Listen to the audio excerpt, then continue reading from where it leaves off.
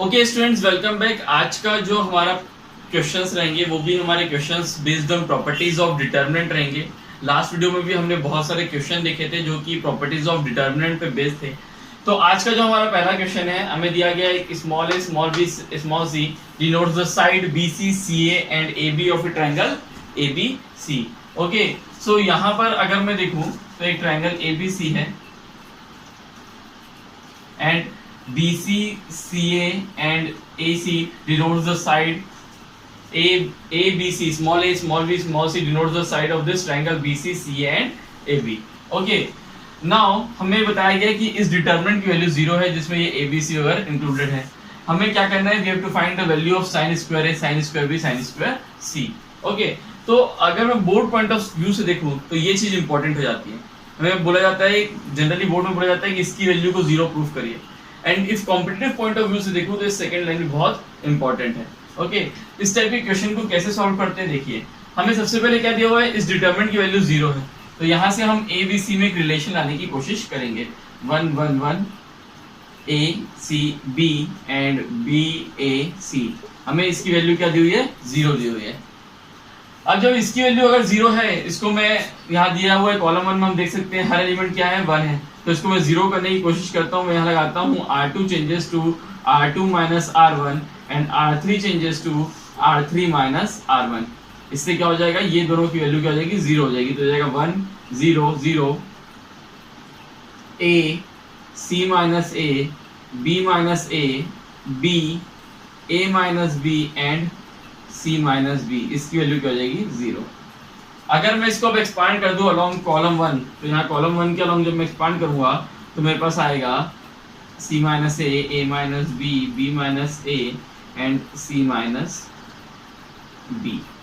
Okay, तो यहाँ पर जब इसको इक्वेट किया 0 से और जब यहाँ पर इसको एक्सपांड करूंगा ये 2 क्रॉस 2 की डिटर्मिनेंट को, तो मेरे पास आएगा C minus A into C minus B minus of A minus B into B minus A is equals to 0। और जब मैं इस ब्रैकेट को ओपन करूंगा, इस ब्रैकेट को ओपन करने पे हमारे पास आएगा a square plus b square plus c square minus ab minus bc minus ca is equals to 0।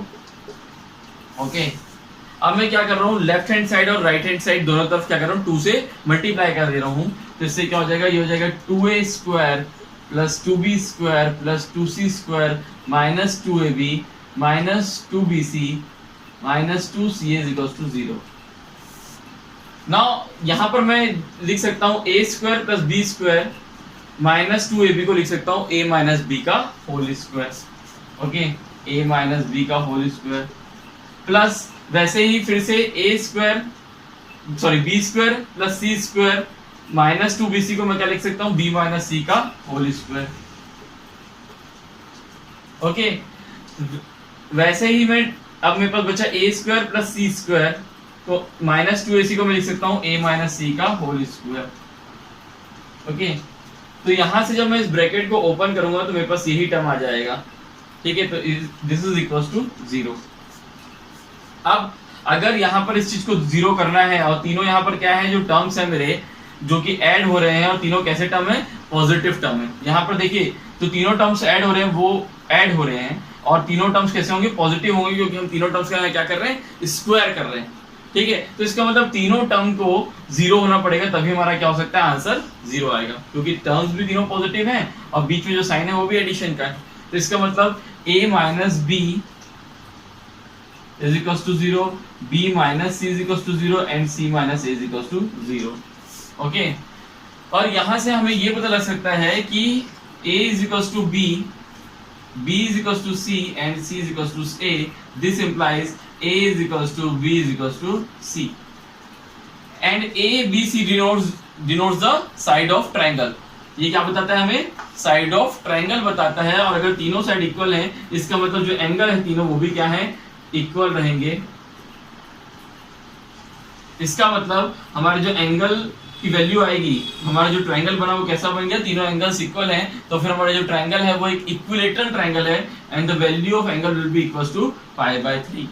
तो यहाँ पर मैं जब π/3 डालूंगा, sin square π/3 plus sine square pi by 3 plus sine square pi by 3,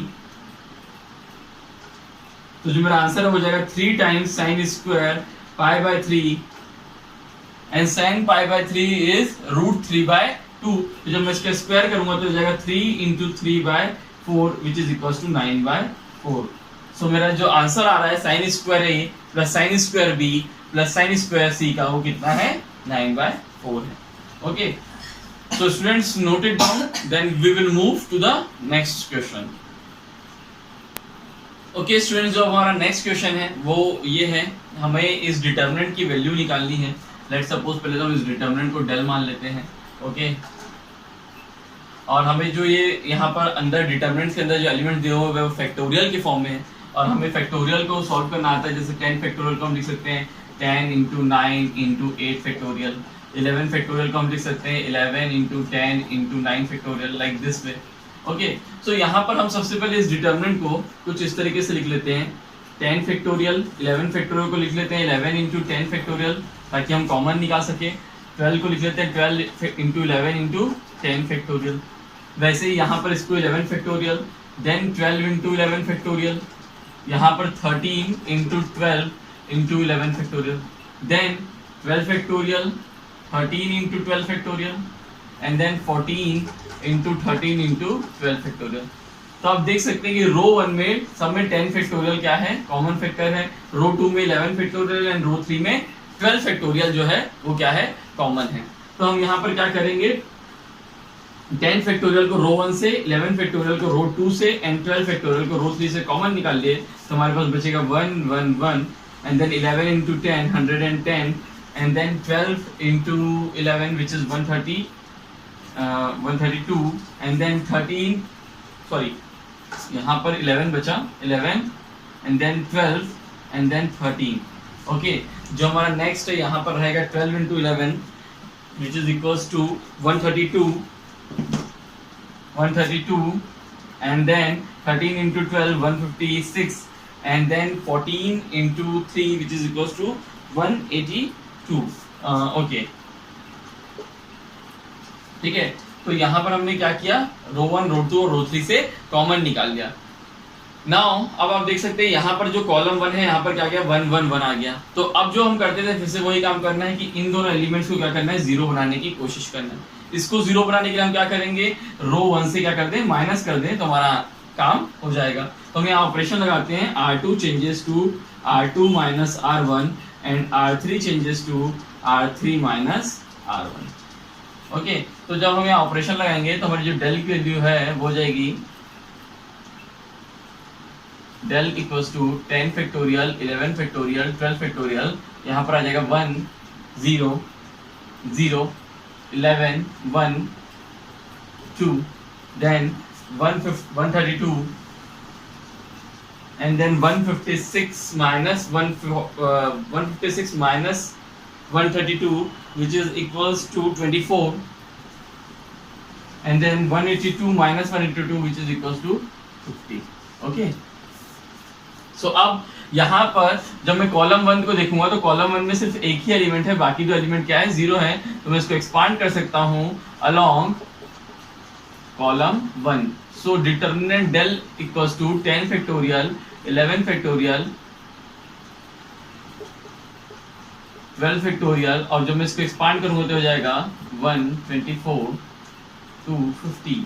okay, so it will be equals to del equals to 10 factorial into 11 factorial into 12 factorial into 50 minus of 48 which is equals to 2। तो हमारा जो answer है वो हो जाएगा del equals to, जो determinant की value हो जाएगी 2 into 10 factorial into 11 factorial into 12 factorial। इस तरीके से हम इस टाइप के क्वेश्चन को सॉल्व कर सकते हैं। Okay, pause the video to note it down, इसके बाद फिर हम अपना नेक्स्ट क्वेश्चन करेंगे।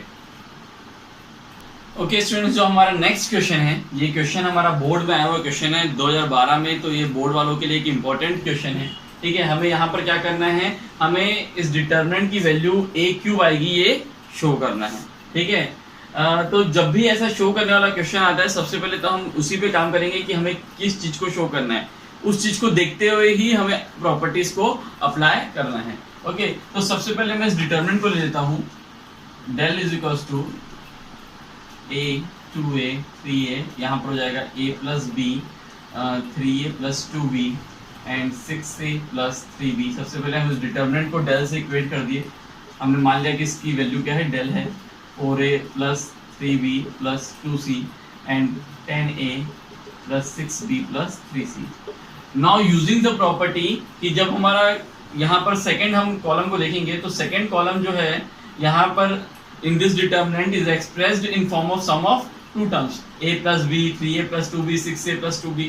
ठीक है, तो second column is expressed in the sum of two terms form. तो हम यहाँ पर क्या कर सकते हैं, डिटरमिनेंट को भी सम ऑफ टू डिटरमिनेंट्स के फॉर्म में लिख सकते हैं कुछ इस तरीके से a 2a 3a and then a 3a 6a and a plus b plus c 4a plus 3b plus 2c। यहाँ हम प्रॉपर्टी अप्लाई कर रहे हैं 10a plus 6b plus 3c plus a 2a 3a। Now b वाला term आएगा b 2b 3b and then a plus b plus c 4a plus 3b plus 2c and 10a plus 6b plus 3c, इस तरीके से। Okay, अब इसको हम देखें तो यहाँ पर हम देखेंगे तो सेकेंड वाले जब चीज़ को देखते हैं इसको डेल वन मान लेते हैं, ये डेल वन है। और जब सेकेंड वाले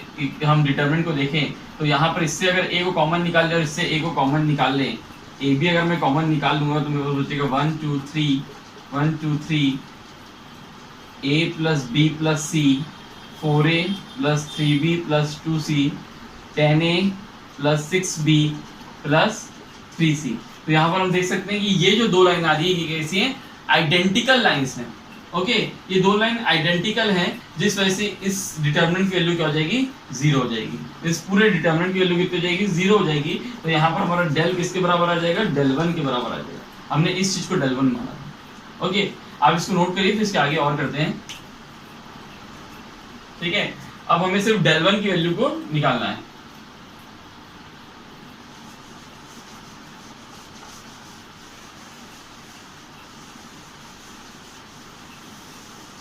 ठीक, अब वापस से मैं क्या कर सकता हूँ, मैं जो थर्ड कॉलम है हमारा third column is also expressed in sum of three terms a plus b plus c 4a plus 3b plus 2c। तो इसको भी मैं क्या कर सकता हूँ, तीन डिटरमिनेंट के फॉर्म में लिख सकता हूँ। तो ये हो जाएगा del is equals to a 2a 3a a 3a 6a a 4a 10a and then plus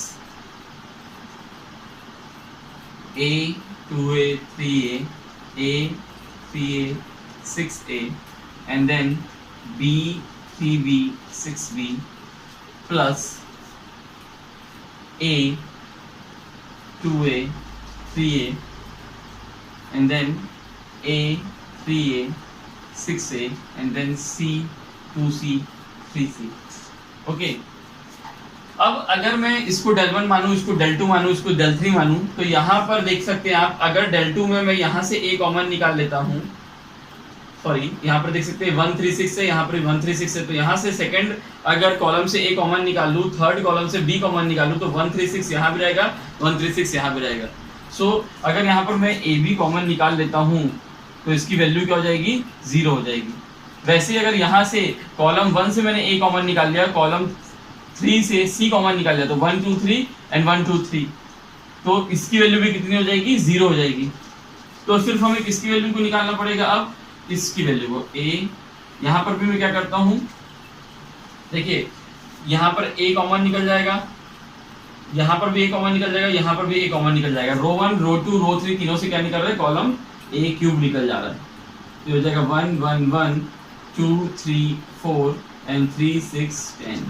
okay, तो मुझे अब इसकी वैल्यू निकालनी है। अब जब इसकी वैल्यू मुझे निकालनी है तो यहाँ पर देख सकते हैं रो 1 में मुझे 1 1 1 मिल चुका है। जब रो 1 में मुझे 1 1 1 मिल चुका है तो अब मैं क्या कर सकता हूँ, इन दो एलिमेंट्स को जीरो कर सकता हूँ।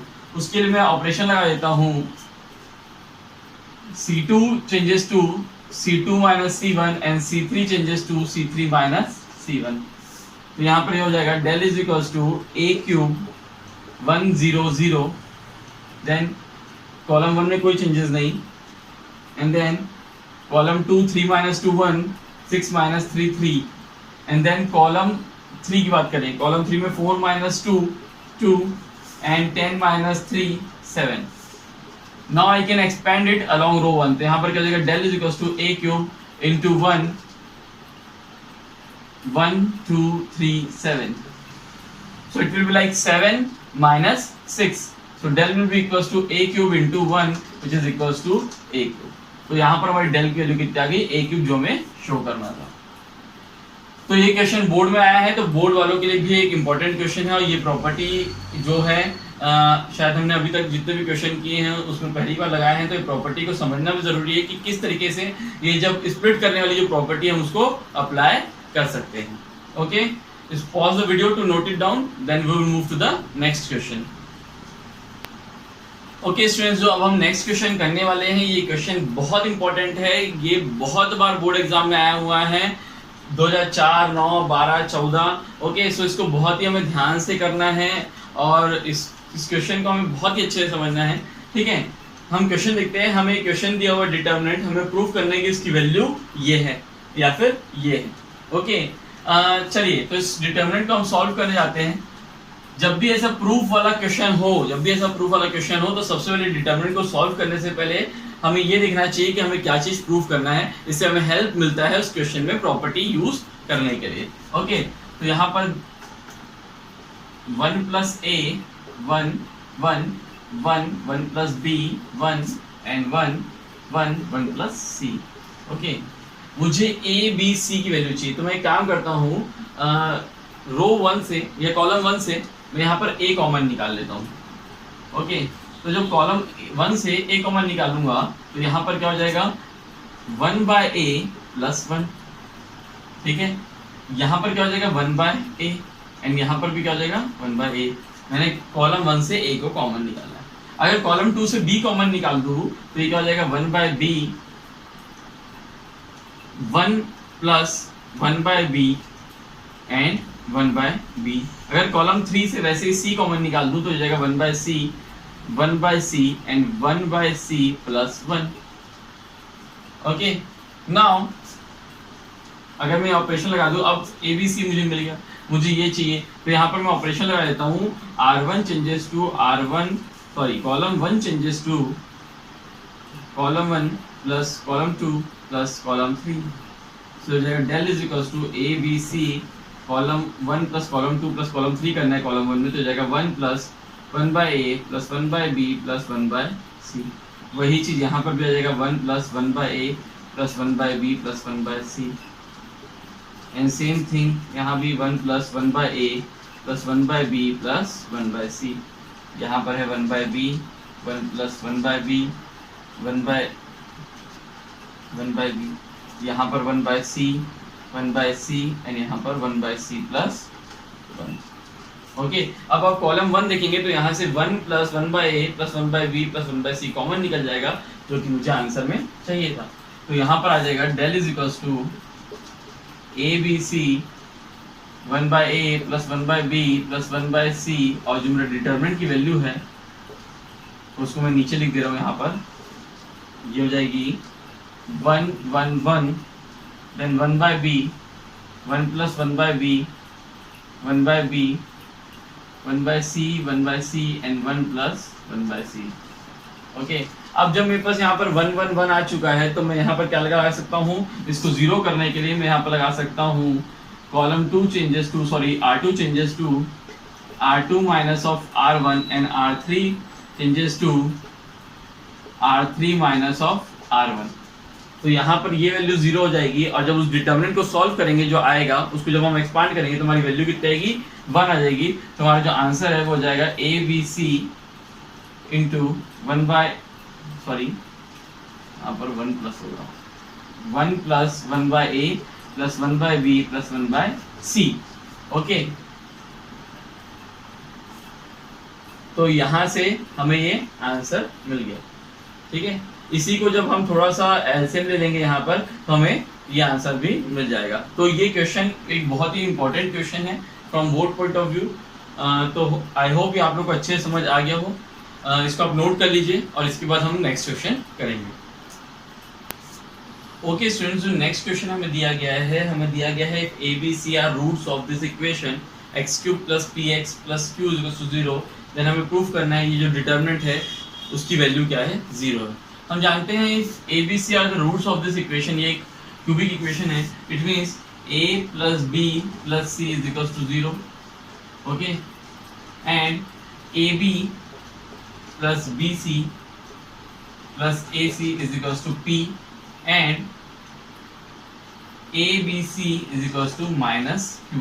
ये हमने ऑलरेडी छोटी क्लासेस में पढ़ा हुआ है कि अगर इस तरीके से हमें दिया हो कि if a B c are the roots of the equation, एक क्यूबिक इक्वेशन की रूट दिया हो, तो हम लिख सकते हैं a plus b plus c is equal to 0 and A b plus b c plus a c is equal to p and A B c is equal to minus q.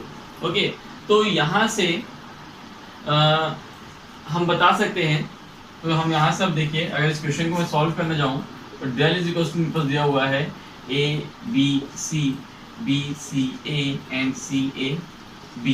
Okay, तो यहाँ पर हम देखेंगे कि अगर मैं लगा दूँ ऑपरेशन R1 में या कॉलम 1 में, column 1 plus column 2 plus column 3, तो मेरे पास डेल इज इक्वल टू हो जाएगा a plus b plus c then b then c then again a plus b plus c then c then a and यहाँ पर a plus b plus c, यहाँ a यहाँ b।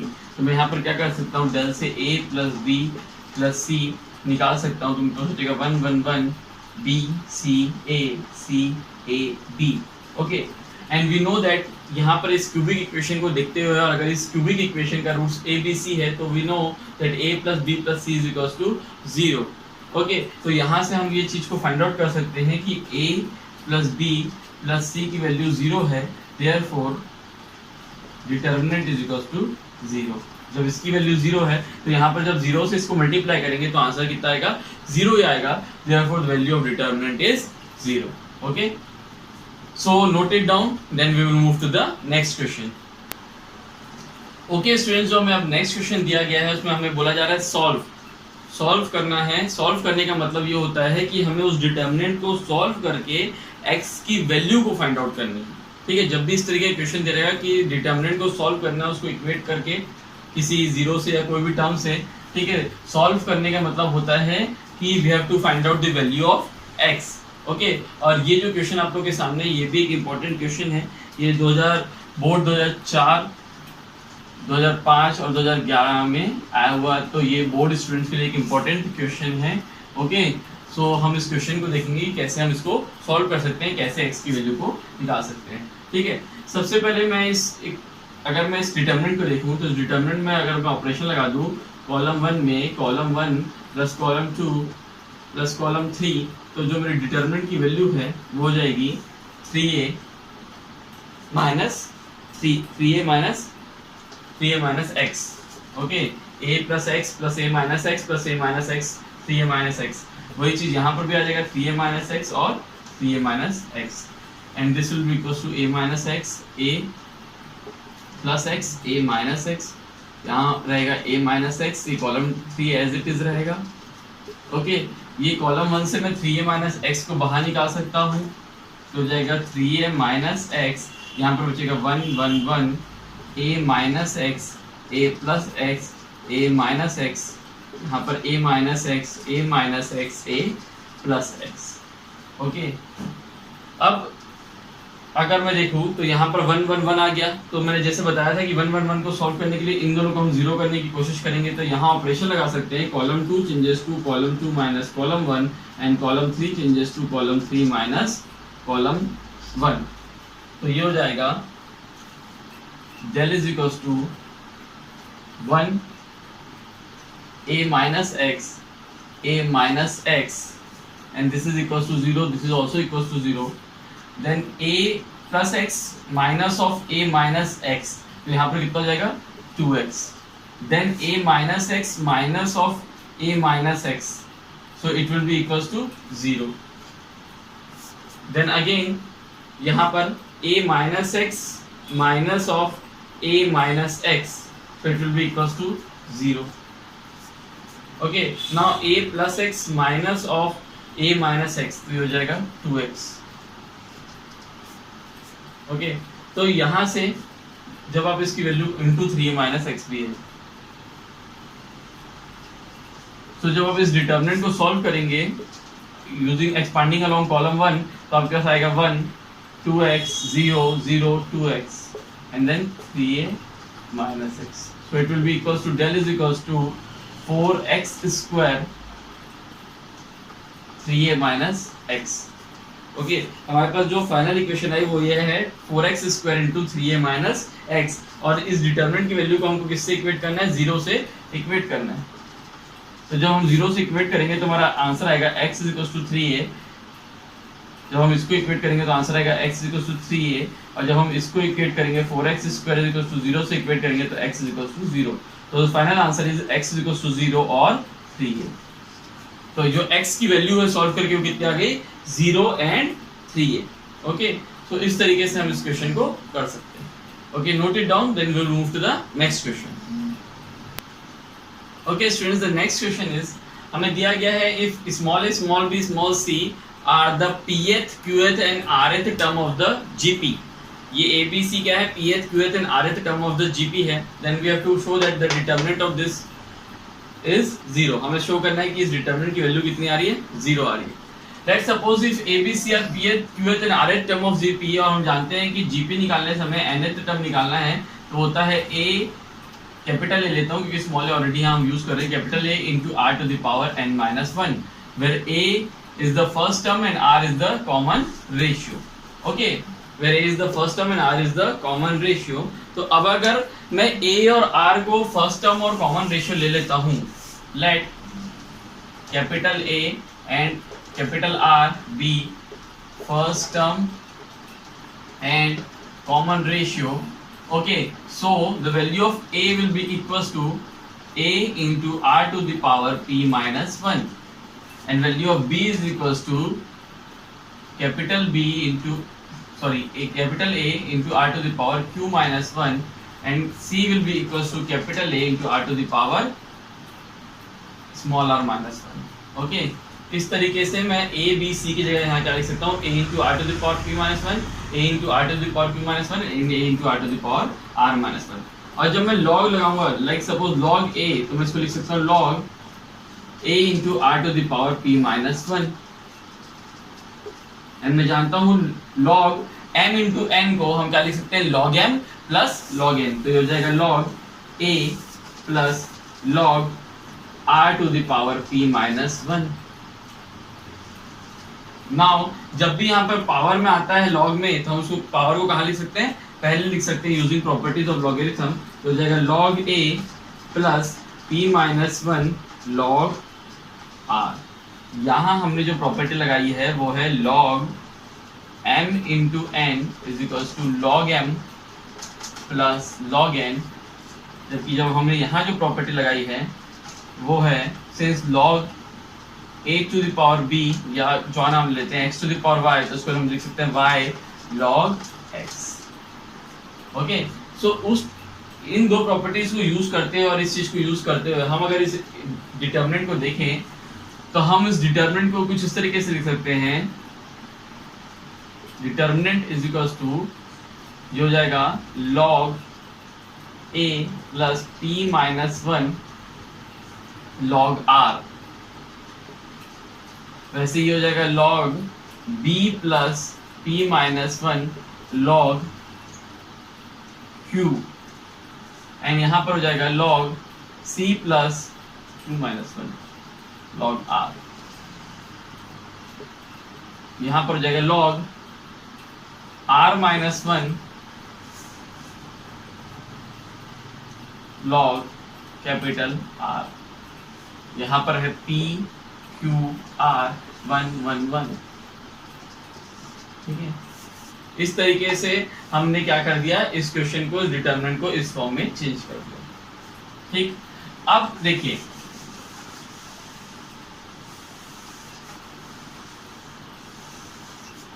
अगर मैं यहाँ पर ऑपरेशन लगा दूं C2 changes to C2 minus C1, तो हो जाएगा determinant log a plus p minus 1 log r, यहाँ पर हो जाएगा p माइनस 1, यहाँ पर 1, यहाँ पर log a plus q minus 1 log r, यहाँ पर q माइनस 1, यहाँ पर 1, यहाँ पर log a plus small r minus 1 log r, यहाँ पर हो जाएगा r माइनस 1, यहाँ पर 1। ओके, नाउ अब अगर इस r माइनस 1 q माइनस 1 के साथ log a इंटू करूँ और इसमें log r इंटू करूँ और इसमें log a इंटू करूँ और इससे माइनस कर दूँ, इसका मतलब column 1 changes to column 1 minus log a into column 3 plus log r into column 2।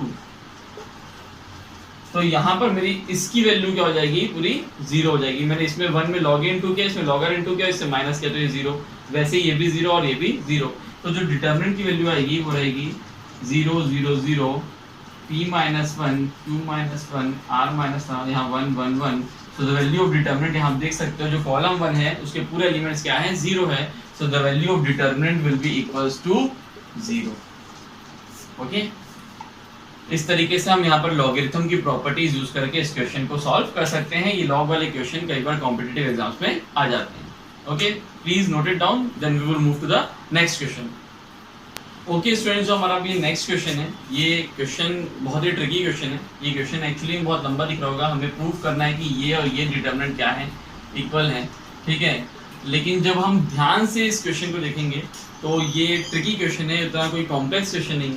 अगर मैं इस डिटरमिनेंट को देखूं, है ना, a b c b c a c a b, okay, and मैं देखूं जब मैं इसे कोफैक्टर्स निकालूंगा, लाइक C11 अगर मैं निकालूं तो C11 के लिए मैं रो 1 और कॉलम 1 के जो एलिमेंट है इसके करस्पॉन्डिंग कॉलम और रो को डिलीट करता हूं तो मेरे पास बचेगा C A A B।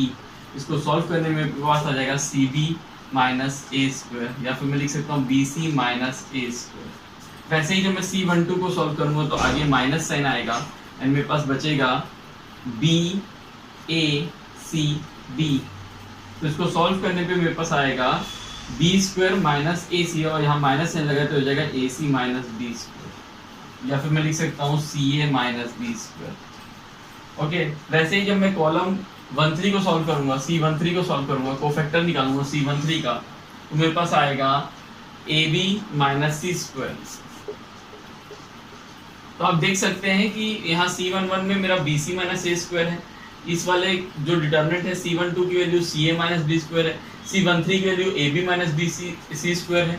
वैसे ही जब मैं C21 निकालूंगा तो हो जाएगा माइनस ऑफ, यहाँ पर इस करस्पॉन्डिंग कॉलम और रो कॉलम और रो को डिलीट करूंगा तो बचेगा BC A B, और इसको सॉल्व करने में मेरे पास आएगा AC माइनस B स्क्वायर या CA माइनस B स्क्वायर। तो कॉलम 1 2 की value CA minus B square. तो ये जो मैट्रिक्स है मेरा क्या है, कोफैक्टर मैट्रिक्स है। और हमने एक लास्ट प्रॉपर्टी पढ़ी थी कि determinant of cofactor matrix is equals to determinant of A to the power n minus 1 होता है। तो इसका मतलब जब डिटर्मिनेंट निकलेगा कोफैक्टर मैट्रिक्स का, वो डिटर्मिनेंट ऑफ यहाँ पर n की वैल्यू, यहाँ हमारा जो ऑर्डर है वो किस ऑर्डर का है, 3 ऑर्डर का है, तो it will be equals to 3 minus 1 यानी 2।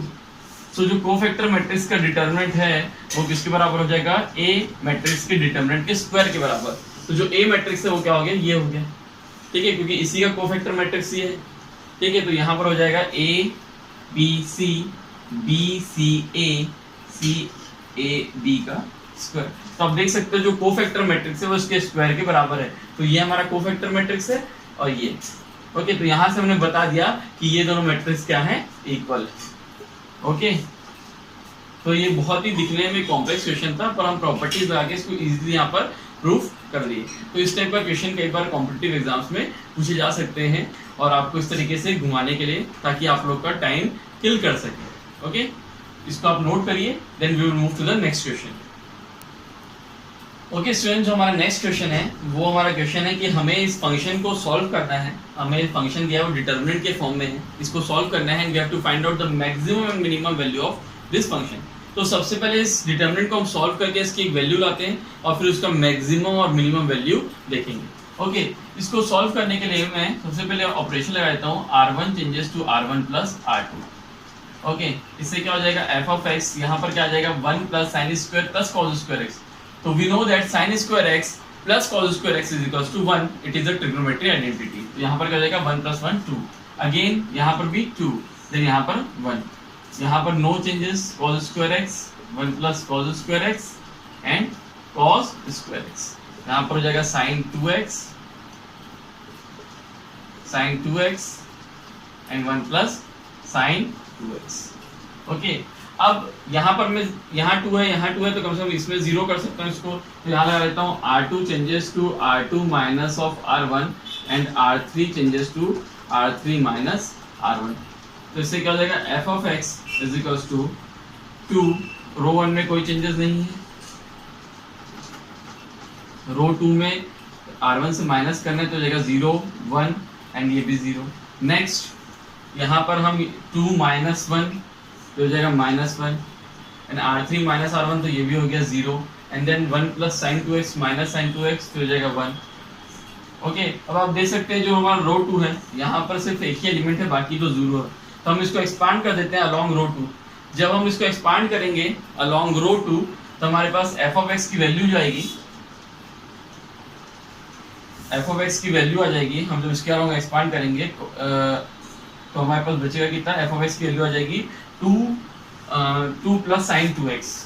देखिए जब इसके अलॉन्ग एक्सपांड कर रहे हैं मतलब इसकी कॉलम और इसको रो को हम डिलीट कर देते हैं तो बचेगा 2 प्लस साइन 2x, तो 2 प्लस साइन 2x, ये हमारी f ऑफ x की वैल्यू है।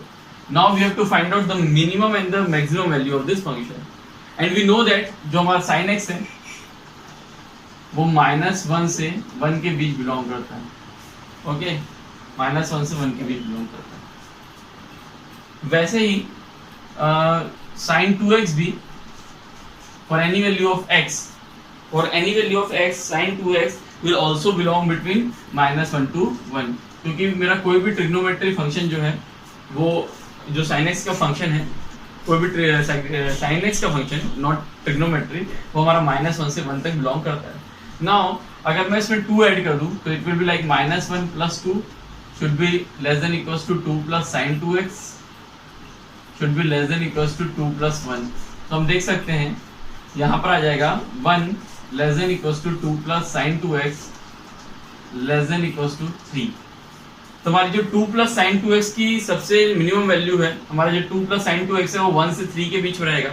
तो 2 plus sin 2x की सबसे मिनिमम वैल्यू क्या रहेगी 1 एंड मैक्सिमम वैल्यू क्या रहेगी 3। तो minimum value of function, minimum and maximum value of f of x is 1 and 3 respectively। ठीक है, मिनिमम वैल्यू कितनी है फंक्शन की 1 and maximum value is 3। Okay, तो यहाँ से हमने मिनिमम और मैक्सिमम वैल्यू निकाल लिया इस फंक्शन का। Okay students, note it down, then we will see the next question. Okay students, now we will see determinant based on factor theorem. ठीक है, determinant based on factor theorem है क्या। सबसे पहले तो हम ये देखते हैं कि फैक्टर थ्योरम क्या है। तो हम जानते हैं कि लेट सपोज हमें कोई पॉलिनोमियल दिया हुआ है f ऑफ x, ठीक है, सच दैट अगर इस x की जगह मैं कोई अल्फा वैल्यू डाल दूं तो इस f ऑफ अल्फा की वैल्यू कितनी आ जाती है 0 आ जाती है। सो मैं बोल सकता हूँ कि x minus alpha is factor of f of x। जैसे कि एक एग्जांपल लें, हम एक क्यूबिक इक्वेशन लेते हैं x cube minus 6x square plus 11x minus 6। तो हम यहाँ देख सकते हैं अगर हम 1 डालेंगे यहाँ पर तो ये हो जाएगा बाय पुटिंग 1, जब मैं 1 डाल दूंगा तो ये हो जाएगा 1 minus 6 plus 11 minus 6, so it is equals to 0। तो यहाँ पर हम बोल सकते हैं कि x माइनस 1 इज फैक्टर, क्योंकि यहाँ पर 1 डालने पे क्या हो रहा है, ये 0 हो जा रहा है इसकी वैल्यू। तो 1 is a factor of this equation. तो यहाँ पर 1 is one of the factor जब हमारा निकल गया तो इसके आगे हम इसको सॉल्व कर सकते हैं। वैसे ही काम हमें determinant based on factor theorem में भी करना है। हमें एक ऐसी वैल्यू सबसे पहले फाइंड आउट करनी है जिससे कि हमारे डिटर्मिनेंट क्या हो जाए, 0 हो जाए। ठीक है, उसको हम यूज करके आगे डिटर्मिनेंट को सॉल्व कर सकते हैं। एक आध एग्जांपल लेते हैं जिससे कि हमें क्लैरिटी मिलेगी। हमारा जो पहला एग्जांपल हमें दिया हुआ है वो ये है 1 A square 1b b square 1c c square, ये हमें डिटरमिनेंट दिया गया है और हमें बोल रहा है फाइंड द वैल्यू और इवेल्युएट। ओके, तो अगर मैं देखूं, मैं a की जगह यहाँ b डाल दूं तो यहाँ लिख सकता हूँ 1b b स्क्वायर हो जाएगा। So it means 1b b square and 1b b square, column 1 and column 2 will be identical. If I put a is equals to b, then column 1 and column 2 will be identical. So a is a factor, क्योंकि उस समय determinant की value क्या हो जाएगी, 0 हो जाएगी। तो it means a minus b इसका एक फैक्टर निकल गया। वैसे ही जब मैं b की जगह c डाल दूं तो 1cc square, it means column 2 and column 3 are identical, it means b minus c is also a factor.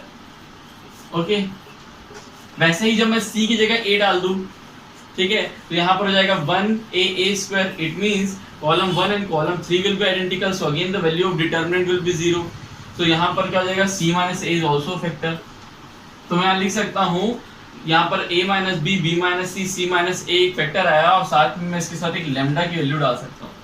ये लैम्डा अननोन है, हमने ये तो निकाल लिया इसके फैक्टर क्या क्या है, अब ये लैम्डा भी हमको फाइंड आउट करना पड़ेगा। a माइनस b फैक्टर है, b माइनस c फैक्टर है, c माइनस a फैक्टर है, कुछ और भी हो सकता है, उसके लिए मुझे क्या करना पड़ेगा, लैम्डा लगाना पड़ेगा। इस लैम्डा की वैल्यू को निकालने के लिए, ठीक है, मैं यहाँ पर क्या करूंगा, a b और c की वैल्यू पुट करूंगा। a b और c की कोई वैल्यू को पुट कर सकते हैं, न्यूमेरिकल वैल्यू पुट करके आप यहाँ पर क्या कर सकते हो, इस लैम्डा की वैल्यू को आप निकाल सकते हो।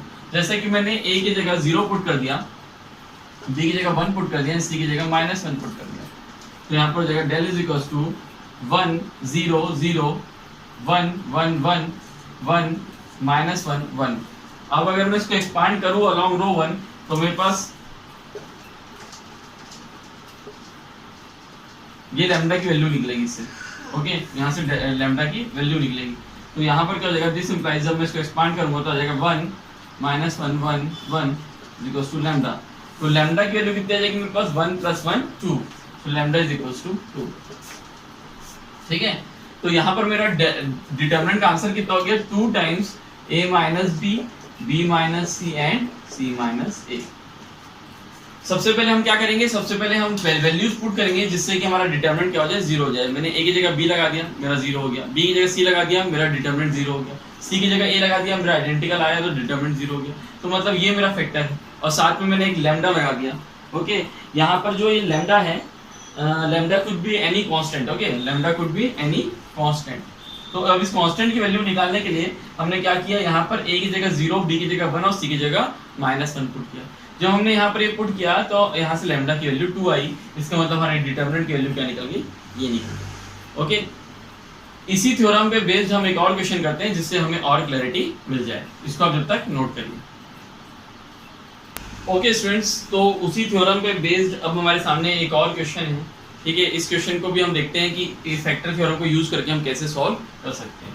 अगर इस क्वेश्चन को मैं ध्यान से देखूं तो यहाँ पर अगर मैं x की जगह y लिख दूं तो a minus y, b minus y, c minus y, it will be equals to this. यहाँ पर किसके बराबर हो जाएगा, कॉलम 2 के बराबर हो जाएगा। तो x minus y is factor, similarly y minus z is also factor, and then y z की जगह x रख दूं तो z minus x is also factor. वैसे ही जब मैं a की जगह b रिप्लेस कर दूं तो b minus x, b minus y, b minus z, so it will be equals to this row 2, so b, a minus b is also a factor. Similarly b की जगह c रख दूं तो b minus c is also factor, and c की जगह a रख दूं तो c minus a is also factor, और साथ में मैं एक लैम्डा लगा दूंगा which is a constant, और इस लैम्डा को निकालने के लिए मैं यहाँ पर पुट कर लेता हूँ a is equals to 0। कोई भी न्यूमेरिकल वैल्यू को पुट करके मैं इस लैम्डा की जो ये लैम्डा क्या है, लैम्डा इज अ कांस्टेंट, इस कांस्टेंट को निकाल सकता हूँ। तो यहाँ पर a की जगह मैं 0 पुट कर रहा हूँ, ठीक है, एंड b की जगह -1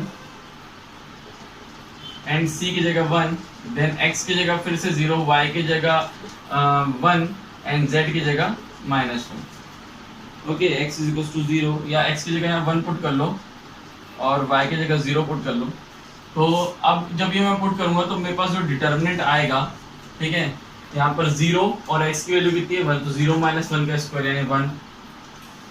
ठीक है, अब मैं डायरेक्टली इस डिटरमिनेंट की वैल्यू को लिख देता हूँ 1 0 1।